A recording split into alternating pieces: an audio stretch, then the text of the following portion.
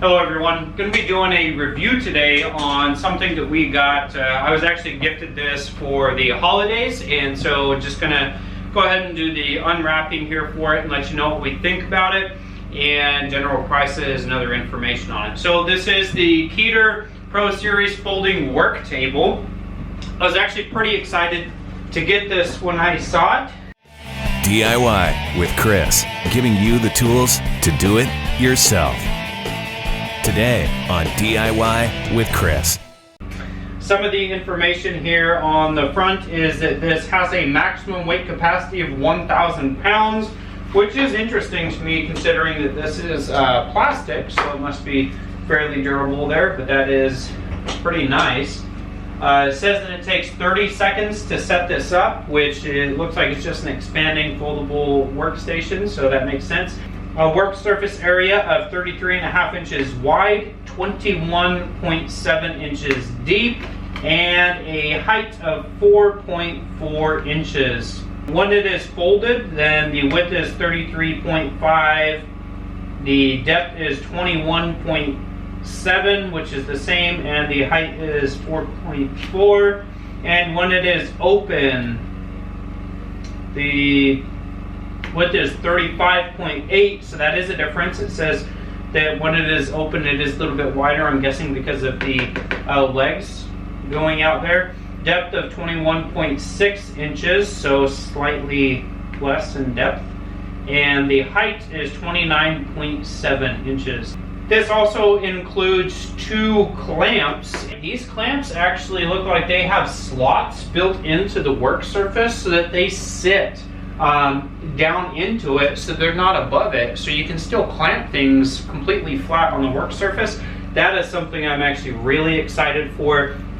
Also very happy that it folds completely flat like this in its storage configuration, so it will be able to be folded and up out of the way. When you're getting ready to put it together, you have these green tabs right here in this handle, so I'm going to press in on those green tabs, and it's just to loosen them here so that they can slide through the holes once you press in on them, and then you can start lifting up the top, and then it'll take place there. So at that point, you need to come back to the sides and press that out. Press this other side out, and then we'll take the center support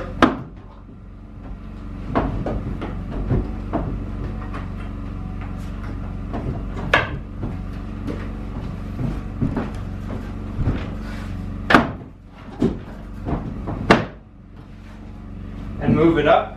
Once it is locked into place, it actually has a little button up here that says locked. And so that is the full assembly on it. The clamps are right here. They still have the plastic on them.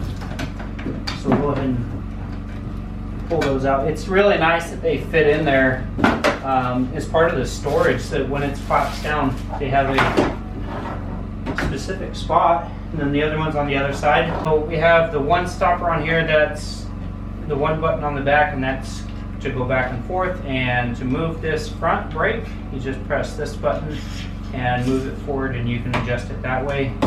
So I can move this all the way to the end and go ahead and start depressing that. It is nice that this is an adjustable piece as well, so you can do that. And then again, this back button is to slide that all the way, and then slide that back in position. That's in the storage. So there's 2 of those. So it shows we have this front piece in here. There's a wider notch here at this end, so we're going to go ahead and put that wider notch in, and then we can slide it forward.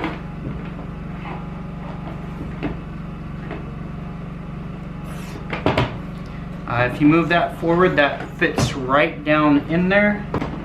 It'll secure in place. If you pull the handle and then seat it down in there, then it'll secure it in place just like that. So I can release that, and it'll extend all the way. So only bad thing that I would notice about this is it doesn't go all the way across, but this is still much better than the other option, so of not having it at all. And then you can use it and it'll pull all the way down, and adjust that as needed. So that is a very nice option. And then so it is stuck in place on both ends right now, and it's level with the surface, so that is a very nice feature there. So to get it out, I'm going to depress the handle here, and then I can pull it up, pull it all the way back and out. And storage configuration, move that all the way back, scooch that all the way forward, and then that is ready for storage. I'm going to dislodge the center piece just by pushing it forward, then come to these side pieces, and I'm going to push both of them in. From there, I am going to stow my clamp before I forget. Then we'll reach through these little holes on the side, grab this middle, the handles on the middle level, and make sure that the sides are collapsed. If not, then it'll give you a little bit of trouble. So make sure the sides are collapsed. Pull up on this middle level, and it'll bring the legs right up with it, and then make sure they're secured in place, and you have your handle for the briefcase, so it's nice and compact. You can throw it against the wall in the shop. So and then to set it back up again, just very quick. I went ahead and put my circular saw on here. That's most likely what I'm going to be using it for. The height is not adjustable as far as I can tell at this time. For me, I am 6 feet tall, so to work from this angle is a little bit more than I would traditionally bend over or prefer to cut lots of pieces. I would like it just slightly taller, but for a probably the average size person, that's going to work pretty well. As far as I can tell, also there's no way of actually securing my saw onto here. It just sits level. So I do generally secure, because I have a couple holes here on the front and back. I usually secure this to a surface, but it can be used otherwise. So that's just another thing to think about. But I do have that on there just to show the size difference. This is the Chicago Electric 10-inch compound sliding miter saw. For size reference, if you want to look up any of those specs or anything, it is on the smaller side. Important safety instructions here: do not load with more than 1,000 pounds. Do not leave heavy loads on the work surface for extended periods of time. Do not apply an unbalanced load which could cause it to tip over. Do not use the work center as a step ladder. Do not store workbench outdoors or in a damp location. Avoid applying excessive force when clamping. Be sure that the legs are fully open and the center support is in position and locked before use. When using a power tool with the workbench, follow safety instructions in the tools instruction manual. Do not mount or clamp power tools to any surface. Always wear safety glasses. Cutting or drilling into work surface will weaken the supports. Caution required when using high temperature tools, and do not store flammable liquids on the workbench. So those are just some of the warnings for it. And I'll head over to the Amazon app, which has 3,175 views at this time in January of 20.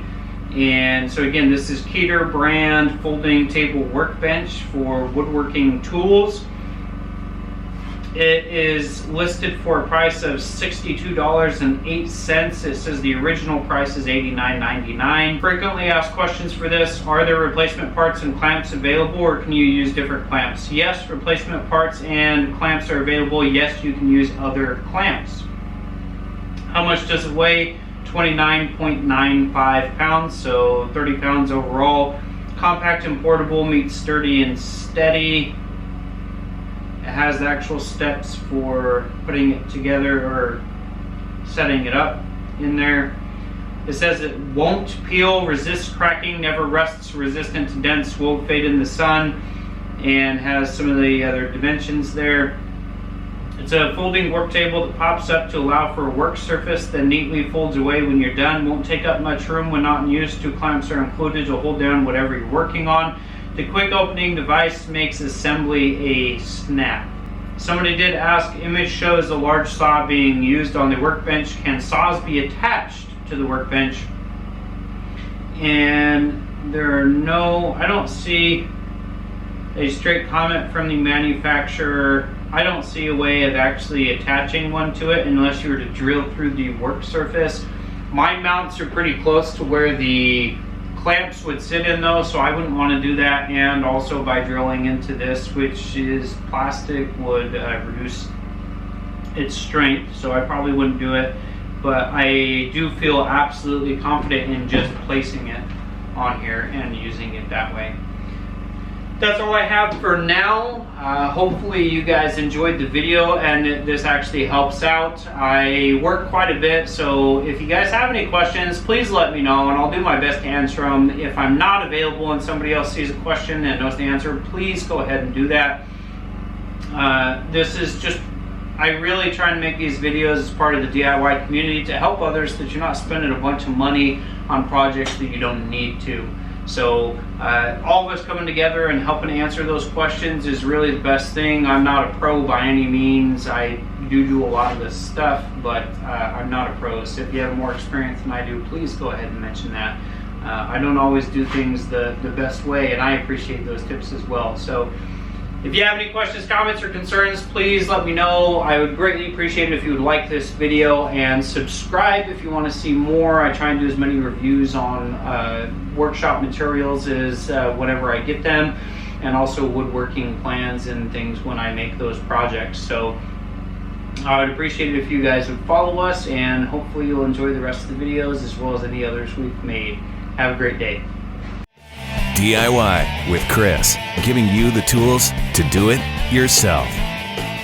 Today on DIY with Chris.